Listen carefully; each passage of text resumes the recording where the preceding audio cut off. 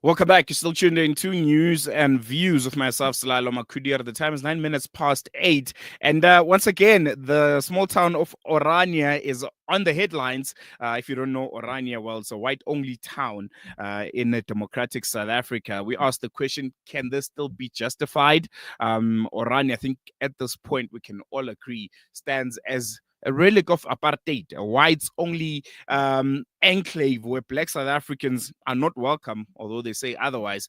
But today, the EFF's Northern Cape leader, Shadrack Tlhaole, is drawing a line in the sand, declaring that he will move to Orania to challenge his very existence. We ask, is this a bold act of defiance or a political stunt?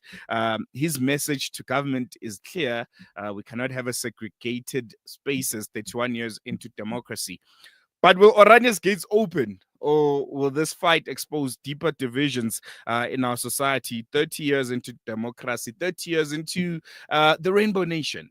My first guest this morning is the man at the center of the storm, Economic Freedom Fighters Northern Cape Provincial Chairperson Shadrack Tlhaole. Mr. Tlhaole, thank you so much for joining us. Welcome to News and Views. Really appreciate you giving us your time, and looking forward to an interesting, eye-opening conversation with you. Definitely, my brother. No, Slelo, thank you very much. Let me take this opportunity and greet your listeners. And indeed, as the economic freedom fighters, we took a stance that we cannot allow that Orania must exist under our watch. It happened for the past 31 years. We should not allow it.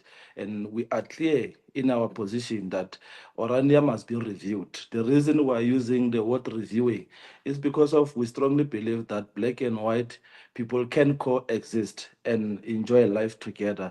It is not true that the Afrikaner people of Orania, they are preserving that area for their culture and so forth. They are doing it because of they are introducing a new way of segregating our people, which we strongly believe that that is a new form of apartheid, and our generation will never allow it. Our great grandfathers fought against it. Why should we allow it? If we have a constitution that is clear that South Africa belongs to all who lives in it, and this is a rainbow nation, why should we not allow that rainbow nation to continue and have society that says it is only for white people and only white privileged people for that matter? We want Orania to be an area where you and me at any given point, we can enter the area and do business. We can be there and be a resident. We Mm. are clear that we want to be a resident of Orania. And I'm honest, and this is a truth honest, that I do want to be a resident of Orania. We are just waiting for government to finalize its processes in terms of the consultations that were there, 1994, 1997, in terms of how should Orania be established and what is expected of it. There are different suggestions into this. It's just that we do have leadership that is not decisive on such development. And of course, Orania is a farm. If you want it to be a town, it should be developed under the policies and the bylaws of a municipality, so that we take responsibility should anything happens there.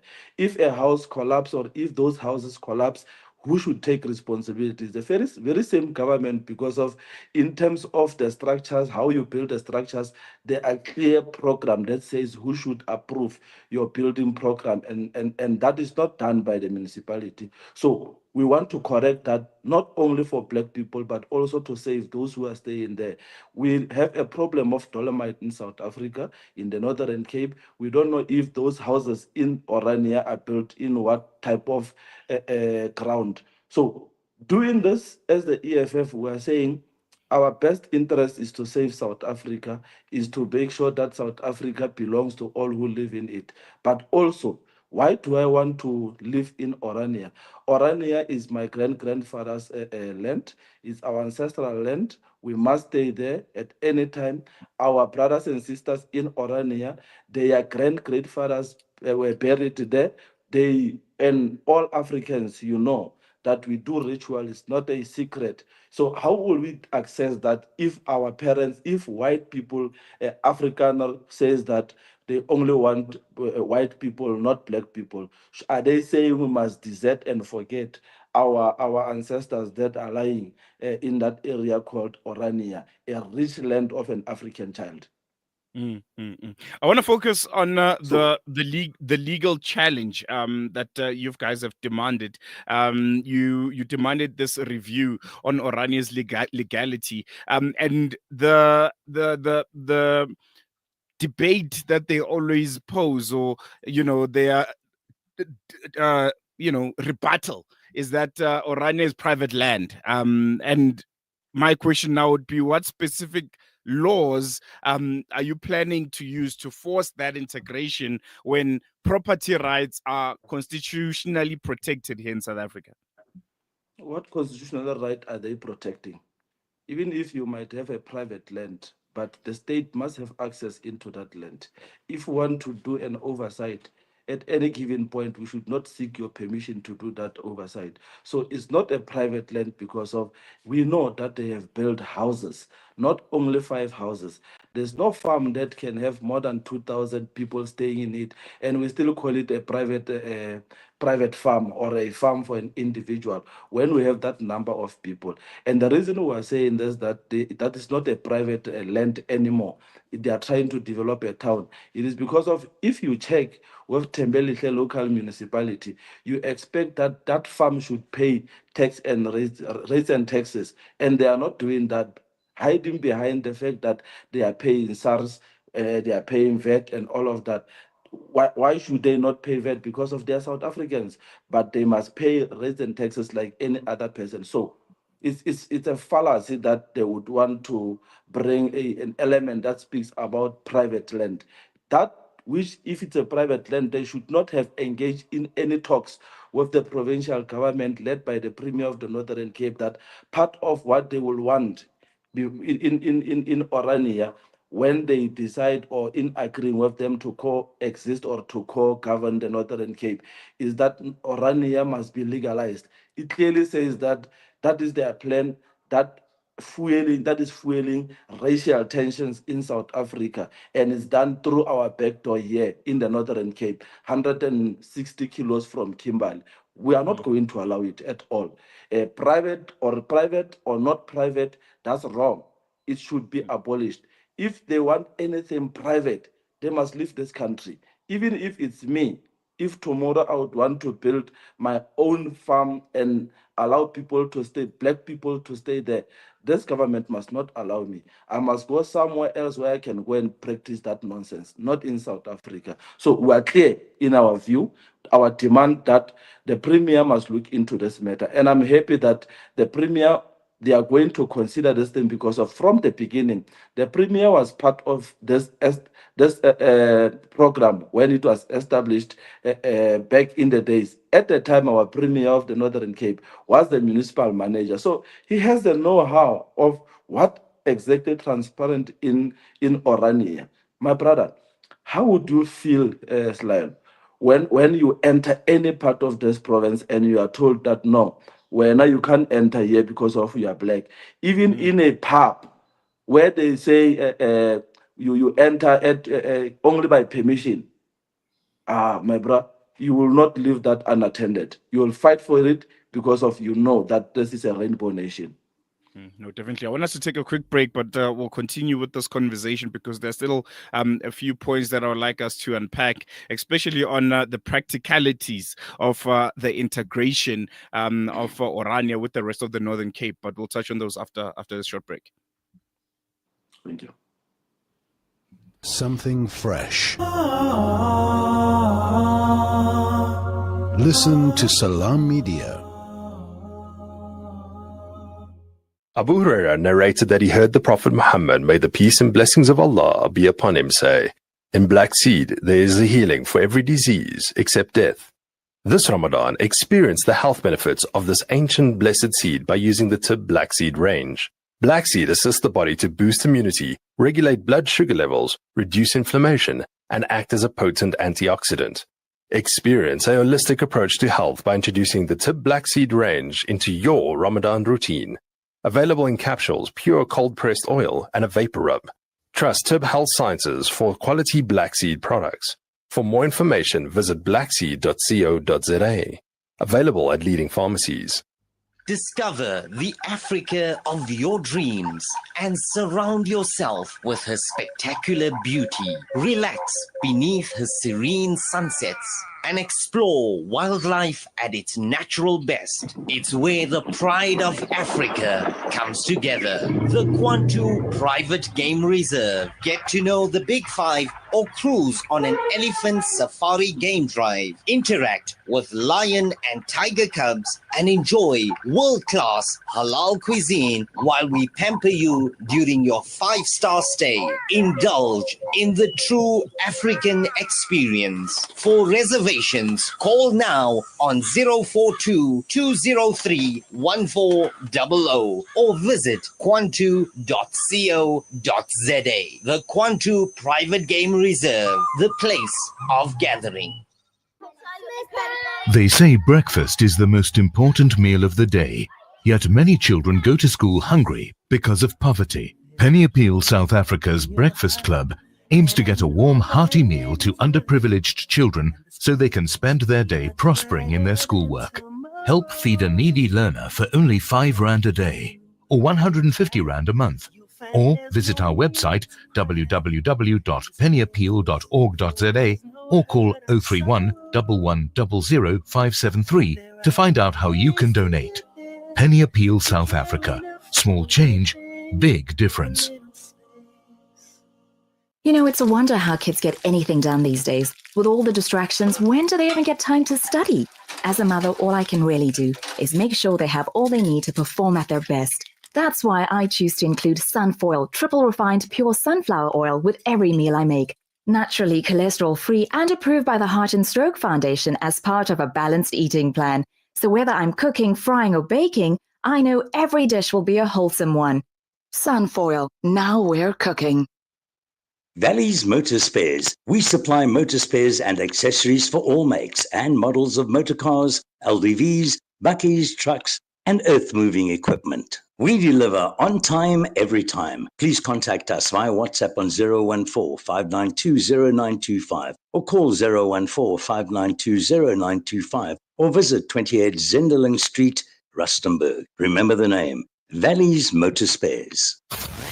Connect and stay ahead with Salam Media. This is Salam Media, coming to you live from South Africa. Welcome back. We return now to our conversation with EFF Northern Cape Chairperson Shadrack Tlhaole, who just announced his intention to become Orania's first black resident, a direct challenge to the town's long-standing demographic policies. Mr. Tlhaole, thank you so much for staying with us. I want to touch a bit now on what maybe one might consider a radical alternative. Instead of maybe integrating Orania, shouldn't the government of the day create more exclusive black towns to balance historical injustice? Wouldn't that heal divisions or, deepen them even further? There's nothing to balance here. The Northern Cape provincial government and the government at large, my apologies, should build a city. That's what we want. A reason of building a city is because we know that within a city there will be employment opportunity and many other beautiful things for the people of the Northern Cape, black and white. But this one of Orania, we are allowing white Afrikaners in South Africa to redesign apartheid in a modern way. And that should not happen under our watch. We are saying a simple thing that let's coexist. Reason why we want to coexist is because of they too all have skills. We have our own skills. If we integrate the two, don't we think that we would be in a position to trade properly with other countries? Why I'm saying this is because if you check, many farms in and around South Africa are worked by black people. White people do have skills of management, skills of networking and business opportunity and identifying business opportunity. Why should we be left behind only because of we don't own the means of production in this country? That's what we are fighting for. It's not only to stay next to your house and think that that's democracy. We want to stay where you are staying and share experience, skills, and build business together to build a better South Africa economically. That's why we are called economic freedom in South Africa. Ours is not to be friends that we don't benefit anything from. We want friends where in which when you look at us, black and white, you would say this is a team that can take South Africa somewhere. You go to parliament, these guys, they want to work with a black organization. And working with a black organization, what does it say? They say we can do it together. Why can't we do it together in the areas where they are staying? And worst part of it is that these people are in parliament. Many of them are leaders of political parties. They have traveled the country. They have seen that there's nothing that is threatening their stay in South Africa. Why are they lying to the world that South Africa is encouraging or bringing a genocide against white people when they know it's not true? It is because of they hate black people out of evil way.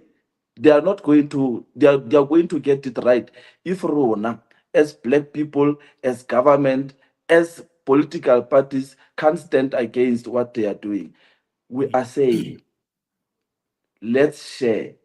We want to stay in Orania. It's a very rich land. You don't know where. Now, I know better because of I'm in the Northern Cape. I feel the pain. You don't feel the pain we are feeling. When we pass Orania, every time we must stand and take photos as if it's a tourism destination. It is not a tourism destination. It's a man-made, segregated land where black and white people are not expected to live together. When you pass in Orania, even if it's in the evening, you ask yourself that what might happen to me here? Because of these people, they have openly says that they don't want black people. And Bona, when they leave Orania, they drive on our roads, they drive past our towns. They do have guest houses in our towns. They don't want us to have guest houses and all type of business in Orania when we know that there is an opportunity for business, for the growth of business in that area called Orania.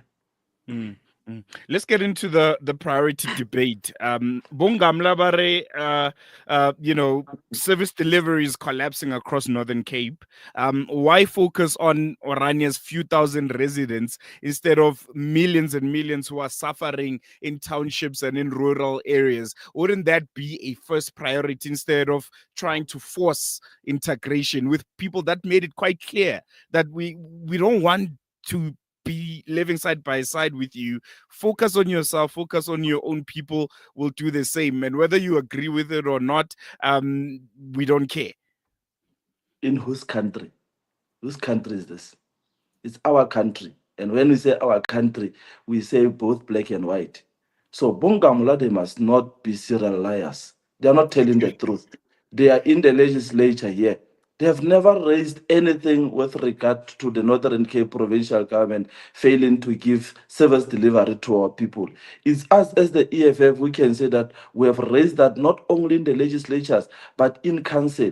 These people, Bongamla, the only time they will stood and speak is when their farms are burning because of they know that they are protecting their own interest. And that's we're never bothered about that. We always stood up and say, let's support them. Why? Because of we know that if our farms in the Northern Cape owned by black or white people are burning, we are losing economy. The industrial agriculture will collapse. Then we all say, let's do it. But when it suits them, is good. When it suits the nation, is not good. This rainbow nation we are speaking about, it did not come mahala for cheap.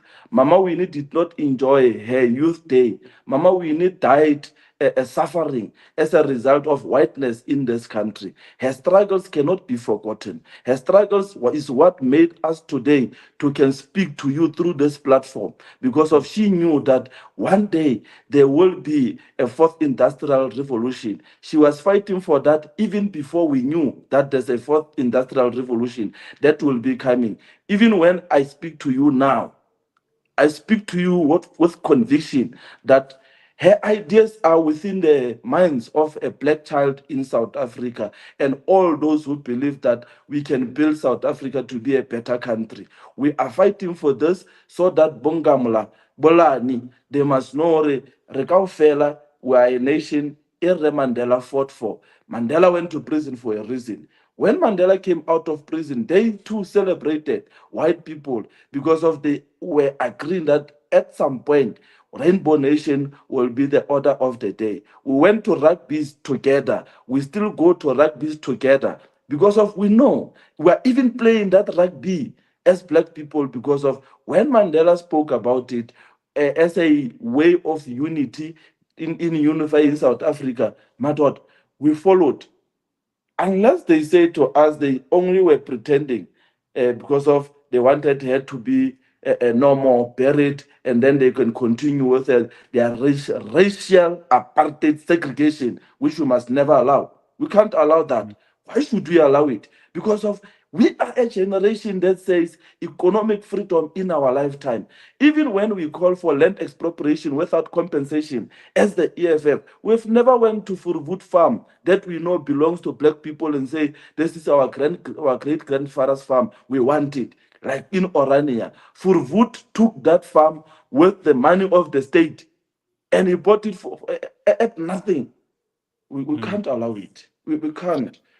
We must not be pushed to a corner. We are trying to be extremely understanding. We are saying, let's talk.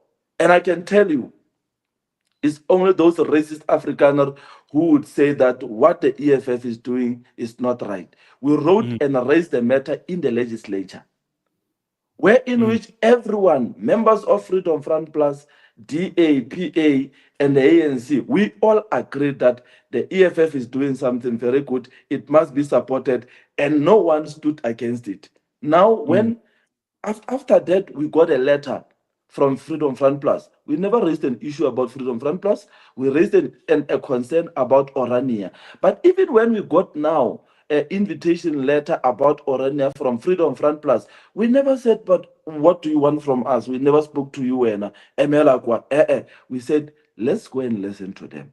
We sat and we engage. They are agreeing. Even when you interview them, they are not disputing the fact that there should be a political decision in resolving Matata Arenalingone with regard to Orania. If they don't do this, their kids are going to suffer. Remember, we are not our ancestors. We are a generation of Julius Sello Malema that has a plan to continue the ambitions and the struggles of Mama Winnie Mandela. I'm getting some comments coming in, and I think these are people that are maybe closer to Orania like yourselves. There's a suggestion that there's black people living in Orania already. It's not segregated. It's just a matter of choice and being vetted whether or not you'll be working there. You're more close to Orania. Are there black people working and living there as the comments are suggesting? It's a lie. That person must not come and lie to a national radio. That's not true. He must come here and show us who's that black person. There's no black person staying in Orania, nor working in Orania. I can tell you now for free. Go to Orania, petrol attendants is a white person. Not that black people should be petrol attendants. We are saying, let's all work the land. We have a huge number of black people who are unemployed, and the economy of Orania is running. And it's running outside the interest of a black nation. So we are fighting for that. The person who says Orania has black people, even a gardener, is a white person. There's nothing like that. I'm staying in Orania. Look, my brother, this thing is not starting today. Maybe let me give you the background of where does this thing of maybe the EFF comes from to say, let's confront this. It has always been the interest of the president of the EFF that Orania must be engaged. It must be attended to. You'll remember when President Julius Malema was the president of the ANC Youth League, the leadership of the Youth League, which I was part of, went to Orania. And we went to Orania. The answers we wanted, we could not get them. And now we're in the legislatures, we're in government, we see and we know the channels of addressing this problem. We speak with convictions that it is not true that Orania is a farm, not a town. That Orania is developing towards a town. And that town, if not attended, is going to cause harm to the economy of this country. And we are saying the Premier and the government of the Northern Cape, through Treasury, they must investigate and do a thorough research on Orania itself, that who owns that land, the neighboring land that is available, what's happening in those lands, so that at least we come closer to the truth that must be told to the people of South Africa. I can tell you, I'm putting my head on the block. Orania will be dismantled. Let's And close off with that, because we have run out of time. Just quickly, if Orania's residents simply refuse to sell or to rent or to integrate, what's the next move? Is the EFF going to occupy land? Are they going to be forced move-ins? What's the next step if all fails and they say, well, it's private land, and there's nothing you can do about it? People of South Africa, the expectation is that we must forcefully take the land. We're not going to do that. We're going to follow the legal route in getting back this land. Why? Our interest is to build South Africa. So we are saying we're going to take this matter to South African Heritage Rights Commission. We're going to take this matter to High Court. We're going to do everything legal that we get back the land. We're going to involve different ministry. We are going to lobby all political parties in parliament that there must be a bill passed against Orania and all other towns that are mimicking the establishment of Orania. All right, we're going to leave on that note. Mr. Shadrack Tlhaole, EFF Northern Cape Chairperson, really appreciate you giving us your time. And yeah, I'm sure we'll be chatting soon to get an update on how you guys in the Northern Cape continue to be dealing with this issue, because I think it must really hurt as a Black South African in a country that you call home, and having a place that you can't access in a free democratic South Africa. So yeah, looking forward to chat to you again. Thank you so much. Most welcome. Enjoy your day, my brother. There you go. Yeah, there you have it. That was Shadrack Tlhaole. He's not asking for a place in Orania. He's demanding it. He's directly challenging what many consider the last fortress of apartheid's spatial fantasy. But as we've heard today, this is about more than one town. It's about South Africa's tolerance and integration 31 years into democracy. Now, we ask the question, will Orania's walls crack under the pressure of transformation? Or will history record this as another battle lost in the long war for true equality? The EFF has drawn its line. Now, the question is, where do you stand? Let me ask you, the people of South Africa, the people that are listening, watching, do you think Orania should exist in 2025? Do you think they make a case for themselves? Do you think integration, well, it's not that important? Everyone should stick to others that look, sound, and have the same beliefs as themselves? Is it a harmless cultural project, or you think it's apartheid's last stand? It should be dismantled. We are looking into integrating the country with the challenges that we have. 30 years into democracy should be something to celebrate. We come from a dark, horrible past, and a united in its diversity South Africa is a project that we should be all be looking to enforcing. You can have your say. You can call us on 0116800355. You can comment on our YouTube, on our various social media pages. And Black South Africans, would you move to Orania? like, would you move? Let's say they open, say, okay, fine. We're letting people come in. Would you move there? Is it a place where you feel you can settle with your family, kids, and build a life there? Or it's just a battle that's not worth fighting? And maybe those in Orania, if this is reaching you at this moment, we put the same question to you. What happens when the EFF and Tlhaole knock on your door in Orania's gates and say, well, this is South Africa. This makes up part of the Northern Cape. We have every right to it. Like, you access parts of the Northern Cape without anyone asking you any questions. Why should you have spaces that are exclusively reserved for you? I think there's so much that we can unpack on this. I don't think this is just a new story. This is your story. It's a story about South Africa, and we should keep the conversation burning on our various social media platforms. It's at Salah Media. You can use the hashtag news and views. And on YouTube, I see everyone's interactions, really loving them. Carl S. June, we see you. Johan Grove, we see your comments. Olive Yedi, we see your comments. And let's continue with the conversation. Keep giving us your thoughts, and let's keep it clean, guys. No swearing. Olive, I see you. I'm not in Orania, I'm in Cape Town, but Orania's founding principles is an Afrikaner, heritage, and Christianity. That's what Olivier thinks. Johan Grove says jealousy is a disease. So there's a lot of comments. Keep them coming. We're going to take a quick break. News and views continues after this.